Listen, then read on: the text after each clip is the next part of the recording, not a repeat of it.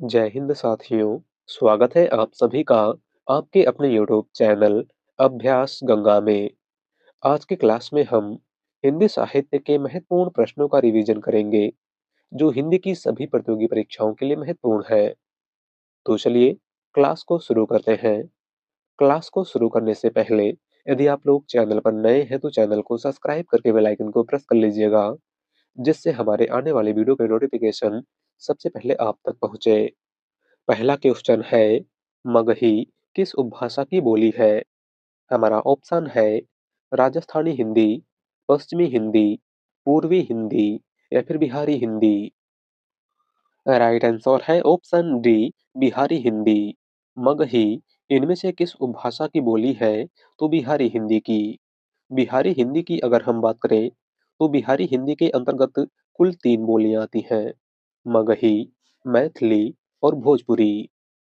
बात करें पूर्वी हिंदी की, तो पूर्वी हिंदी के अंतर्गत भी 3 बोलियां आती हैं, अवधी, बघेली और छत्तीसगढ़ी। पश्चिमी हिंदी के अंतर्गत कुल 4 बोलियां आती हैं, कन्नौजी, ब्रज, बांगरू, बुंदेली और खड़ी बोली। बात करें राजस्थानी हिंदी की, तो राजस्थानी हिंदी के अंतर्गत भी कुल 4 बोलियां आती हैं, जयपुरी, मारवाड़ी, मेवाती और मालवी। अगला क्वेश्चन, भक्ति काल को कितने भागों में बांटा गया है? ऑप्शन है 5, 4, 3 या फिर 2। राइट आंसर है ऑप्शन डी, 2। भक्ति काल को कुल कितने भागों में बांटा गया है? तो 2 भागों में, एक निर्गुण काव्य धारा और दूसरा सगुण काव्य धारा। अगला क्वेश्चन, प्रेमचंद की किस कीर्ति को प्रतिबंधित किया गया था? ऑप्शन है करबला, सोजे वतन, निर्मला या फिर गबन। राइट आंसर है ऑप्शन बी, सोजे वतन। मुंशी प्रेमचंद की किस कीर्ति को अंग्रेजों द्वारा प्रतिबंधित किया गया था? तो सोजे वतन को। अगला क्वेश्चन, हिंदी का प्रथम यात्रा वृतांत सरयू पार की यात्रा लिखा गया है। ऑप्शन है भारतेंदु हरिश्चंद्र, महावीर प्रसाद द्विवेदी, लाला श्रीनिवास दास या फिर राहुल सांकृत्यायन। राइट आंसर है ऑप्शन ए, भारतेंदु हरिश्चंद्र। हिंदी का प्रथम यात्रा वृतांत सरयू पार की यात्रा किसके द्वारा लिखा गया है? तो भारतेंदु हरिश्चंद्र के द्वारा। अगला क्वेश्चन, ओज और औदात्य का कवि किस कवि को कहा जाता है? ऑप्शन है निराला, जयशंकर प्रसाद, सुमित्रा नंदन पंत या फिर डॉक्टर रामकुमार वर्मा।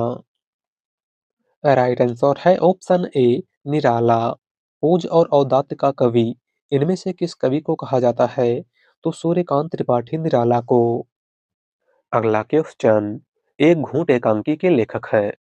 ऑप्शन है जयशंकर प्रसाद, डॉक्टर रामकुमार वर्मा, भारतेंदु हरिश्चंद्र या फिर धर्मवीर भारती। राइट आंसर है ऑप्शन ए, जयशंकर प्रसाद। एक घूंट एकांकी के लेखक इनमें से कौन है? तो वह है जयशंकर प्रसाद। और एक घूंट एकांकी 1929 में प्रकाशित हिंदी की पहली एकांकी है, आपको याद रखना है। अगला क्वेश्चन, भारत बंधु पत्र के संपादक का नाम है। ऑप्शन है पंडित राधाचरण गोस्वामी, बाबू तोताराम, पंडित केशवराम भट्ट या फिर काशीनाथ खत्री। राइट आंसर है ऑप्शन बी, बाबू तोताराम। भारत बंधु पत्र के संपादक इनमें से कौन है? तो बाबू तोताराम। अगला क्वेश्चन, तार सप्तक में संकलित कवियों को राहों के अन्वेषी किसने कहा था? ऑप्शन है मुक्तिबोध, अज्ञे, भारत भूषण अग्रवाल या फिर प्रभाकर माचवे।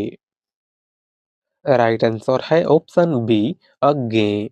तार सप्तक में संकलित कवियों को राहों के अन्वेषी इनमें से किसने कहा था? तो सच्चिदानंद हीरानंद वात्स्यायन अज्ञे ने। अगला क्वेश्चन, आचार्य रामचंद्र शुक्ल ने किस कवि को कठिन काव्य का प्रेत कहा था? ऑप्शन है भूषण, केशवदास, देव या फिर पद्माकर। राइट आंसर है ऑप्शन बी, केशवदास। आचार्य रामचंद्र शुक्ल ने इनमें से किस कवि को कठिन काव्य का प्रेत कहा था? तो केशवदास को। अगला क्वेश्चन, सरदार पूर्ण सिंह विख्यात हैं। ऑप्शन है कवि के रूप में, निबंधकार के रूप में, नाटककार के रूप में या फिर व्यंग्यकार के रूप में। राइट आंसर है ऑप्शन बी, निबंधकार के रूप में। सरदार पूर्ण सिंह विख्यात हैं तो निबंधकार के रूप में। इनका प्रमुख निबंध मजदूरी और प्रेम, आचरण की सभ्यता, सच्ची वीरता, पवित्रता, कन्यादान इत्यादि है। अगला क्वेश्चन, किस कवि को आधुनिक हिंदी साहित्य का बाबू कहा गया है? ऑप्शन है भवानी प्रसाद मिश्र, सियाराम शरण गुप्त, काका कालेलकर या फिर मैथिली शरण गुप्त। राइट आंसर है ऑप्शन बी, सियाराम शरण गुप्त। इनमें से किस कवि को आधुनिक हिंदी साहित्य का बाबू कहा गया है? तो सियाराम शरण गुप्त को। अगला क्वेश्चन, खुल गए छंद के बंध किसकी पंक्ति है? ऑप्शन है निराला, पंत, मुकुटधर पांडे या फिर श्रीधर पाठक। राइट आंसर है ऑप्शन बी, पंत। दी गई पंक्ति इनमें से किसकी है? तो प्रकृति के सुकुमार कवि सुमित्रानंदन पंत की। अगला क्वेश्चन, रसखान का वास्तविक नाम क्या था? ऑप्शन है रसलीन, नूर मोहम्मद, सैयद इब्राहिम या फिर नरोत्तम दास। राइट आंसर है ऑप्शन सी, सैयद इब्राहिम। रसखान का वास्तविक नाम क्या था? तो आपको याद रखना है सैयद इब्राहिम। अगला क्वेश्चन, पुष्टि मार्ग का जहाज किस कवि को कहा जाता है? ऑप्शन है नंददास, बिहारी, सूरदास या फिर तुलसीदास। राइट आंसर है ऑप्शन सी, सूरदास। पुष्टि मार्ग का जहाज इनमें से किस कवि को कहा जाता है? तो सूरदास को। अगला क्वेश्चन, मलबे का मालिक कहानी के कहानीकार है? ऑप्शन है राजेंद्र यादव, मोहन राकेश, कमलेश्वर या फिर निर्मल वर्मा। राइट आंसर है ऑप्शन बी, मोहन राकेश। मलबे का मालिक कहानी के कहानीकार इनमें से कौन है? तो वह है मोहन राकेश। अगला क्वेश्चन, किस रचना को छंदों का अजायब घर कहा जाता है? ऑप्शन है रामचरितमानस, चंद छंद वर्णन की महिमा, रामचंद्रिका या फिर पृथ्वीराज रासो। राइट आंसर है ऑप्शन सी, रामचंद्रिका। इनमें से किस रचना को छंदों का अजायब घर कहा जाता है? तो केशव दास की रचना रामचंद्रिका को। और रामचंद्रिका को छंदों का अजायब घर डॉक्टर रामस्वरूप चतुर्वेदी ने कहा था। आपको याद रखना है। अगला क्वेश्चन, गोबर प्रेमचंद के किस उपन्यास का पात्र है? ऑप्शन है प्रेमाश्रम, गबन, गोदान या फिर निर्मला। राइट आंसर है ऑप्शन सी, गोदान। गोबर प्रेमचंद के किस उपन्यास का पात्र है? तो गोदान उपन्यास का। अगला क्वेश्चन, अधिकांश साहित्यकारों के अनुसार हिंदी के प्रथम कवि हैं। ऑप्शन है कबीरदास, सूरदास, सरहपा या फिर विद्यापति। राइट आंसर है ऑप्शन सी, सरहपा। अधिकांश साहित्यकारों के अनुसार हिंदी के प्रथम कवि इनमें से कौन है? तो वह है सरहपा। अगला क्वेश्चन, सूरदास की भक्ति किस भाव की थी? ऑप्शन है सखा भाव, दास भाव, पति भाव या फिर स्वामी भाव। राइट आंसर है ऑप्शन ए, सखा भाव। सूरदास की भक्ति इनमें से किस भाव की थी? तो सखा या सख्य भाव की। अगला क्वेश्चन, प्रभु जी तुम चंदन हम पानी पंक्ति है। ऑप्शन है मलुक दास की, कबीर दास की, रैदास की या फिर मीराबाई की। राइट आंसर है ऑप्शन सी, रैदास। प्रभु जी तुम चंदन हम पानी यह प्रमुख पंक्ति इनमें से किसकी है? तो रैदास की। अगला क्वेश्चन, तार सप्तक का संपादन किसने किया था? ऑप्शन है रामधारी सिंह दिनकर, शमशेर बहादुर सिंह, अज्ञे या फिर मुक्तिबोध। राइट आंसर है ऑप्शन सी, अज्ञे। तार सप्तक का संपादन इनमें से किसने किया था? तो सच्चिदानंद हीरानंद वात्स्यायन अज्ञे ने। अज्ञे ने कुल 4 सप्तकों का संपादन किया था। अगर हम चारों सप्तक की बात करें, तो पहला सप्तक 1943 में प्रकाशित हुआ था, दूसरा सप्तक 1951 में प्रकाशित हुआ था, तीसरा सप्तक 1959 में प्रकाशित हुआ था और चौथा सप्तक 1979 में प्रकाशित हुआ था। आपको याद रखना है। अगला क्वेश्चन, पराधीन सपने हूँ सुख नाही, पंक्ति किसकी है? ऑप्शन है रहीमदास की, कबीरदास की, मलूकदास की या फिर तुलसीदास की। राइट आंसर है ऑप्शन डी, तुलसीदास। दी गई पंक्ति इनमें से किसकी है? तो गोस्वामी तुलसीदास की। अगला क्वेश्चन, प्रगतिशील लेखक संघ की प्रथम अध्यक्षता किसने की थी? ऑप्शन है रविन्द्रनाथ ठाकुर, नागार्जुन, प्रेमचंद या फिर निराला। राइट आंसर है ऑप्शन सी, प्रेमचंद। प्रगतिशील लेखक संघ की प्रथम अध्यक्षता इनमें से किसने की थी? तो मुंशी प्रेमचंद ने। प्रगतिशील लेखक संघ की बात करें, तो प्रगतिशील लेखक संघ का पहला अधिवेशन 1936 ईस्वी में लखनऊ में हुआ था, जिसकी प्रथम अध्यक्षता मुंशी प्रेमचंद ने की थी। अगला क्वेश्चन, मैला आंचल किस विधा की रचना है? ऑप्शन है नाटक, संस्मरण, उपन्यास या फिर आत्मकथा। राइट आंसर है ऑप्शन सी, उपन्यास।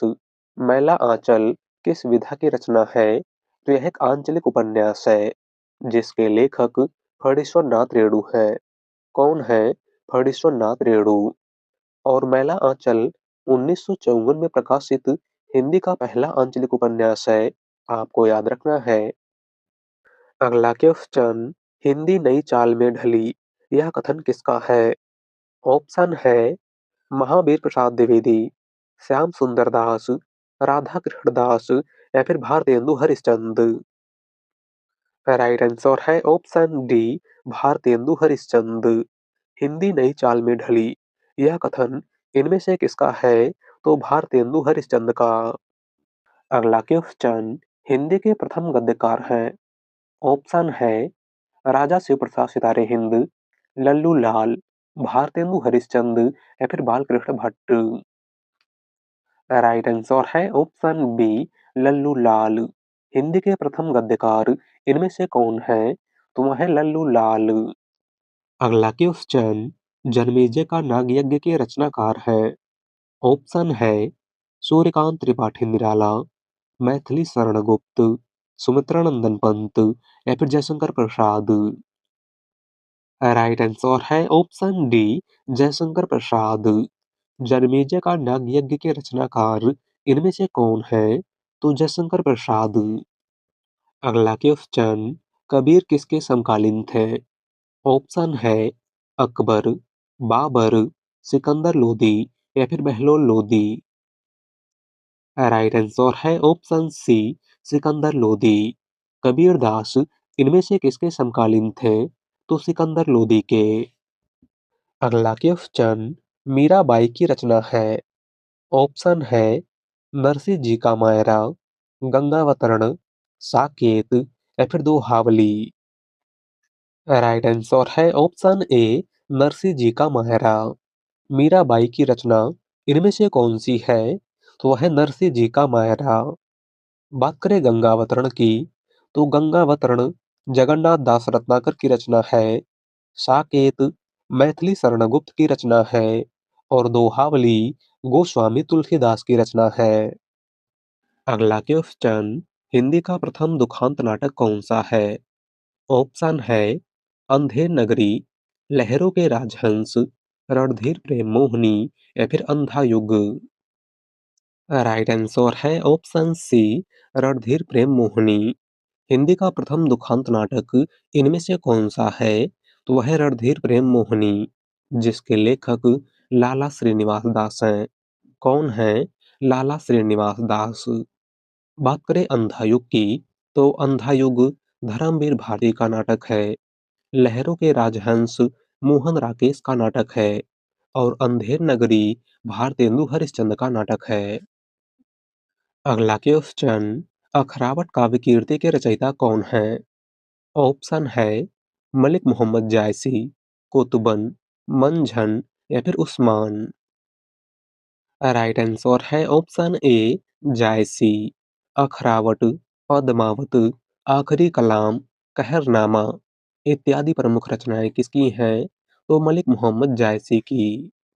अगला क्वेश्चन, इतिहास तिमिरनाशक किसकी रचना है? ऑप्शन है शिव प्रसाद सितारे हिंद, राजा लक्ष्मण सिंह, श्रद्धाराम फिल्लौरी या फिर नवीन चंद्र राय। राइट आंसर है ऑप्शन ए शिव प्रसाद सितारे हिंद। इतिहास तिमिरनाशक इनमें से किसकी रचना है? तो राजा शिव प्रसाद सितारे हिंद की। अगला क्वेश्चन, शिरीष के फूल नामक रचना की विधा है? ऑप्शन है उपन्यास, नाटक, काव्य या फिर ललित निबंध। राइट आंसर है ऑप्शन डी ललित निबंध। शिरीष के फूल इनमें से किस विधा की रचना है? तो यह एक ललित निबंध है जिसके लेखक आचार्य हजारी प्रसाद द्विवेदी हैं। कौन है आचार्य हजारी प्रसाद द्विवेदी? अगला क्वेश्चन, देवनागरी लिपि लिखी जाती है। इंपॉर्टेंट क्वेश्चन, देवनागरी लिपि किस प्रकार लिखी जाती है? राइट आंसर है ऑप्शन डी बाईं ओर से दाईं ओर। देवनागरी लिपि किस प्रकार से लिखी जाती है? तो बाईं ओर से दाईं ओर। अगला क्वेश्चन, मैं कहता हूँ आँखिन की देखी, तू कहता कागज की लेखी कहने वाले कवि कौन थे? ऑप्शन है तुलसीदास, कबीरदास, रैदास या फिर सूरदास। राइट आंसर है ऑप्शन बी कबीरदास। दी गई पंक्ति इनमें से किसकी है? तो कबीरदास की। अगला क्वेश्चन, ब्योमकेश शास्त्री किसका उपनाम है? ऑप्शन है महावीर प्रसाद द्विवेदी, हरि प्रसाद द्विवेदी, हजारी प्रसाद द्विवेदी या फिर विद्यानिवास मिश्र। राइट आंसर है ऑप्शन सी हजारी प्रसाद द्विवेदी। ब्योमकेश शास्त्री किसका उपनाम है? तो आचार्य हजारी प्रसाद द्विवेदी का। अगला क्वेश्चन, ज्ञानपीठ पुरस्कार की राशि कितनी है? ऑप्शन है 4 लाख, 10 लाख, 11 लाख या फिर 1 लाख। राइट आंसर है ऑप्शन सी 11 लाख। ज्ञानपीठ पुरस्कार की राशि कितनी है? तो 11 लाख रुपए। अगला क्वेश्चन, ऋणजल धनजल रिपोर्ताज के लेखक हैं।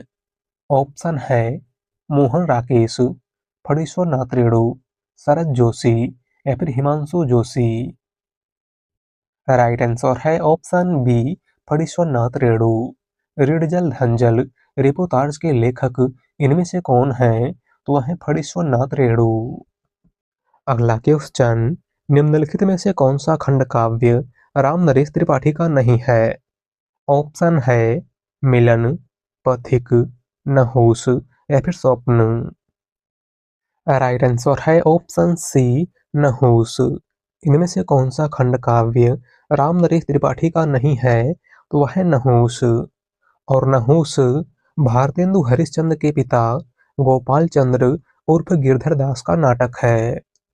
अगला क्वेश्चन, निम्न में से कौन सी कीर्ति आचार्य हजारी प्रसाद द्विवेदी की नहीं है?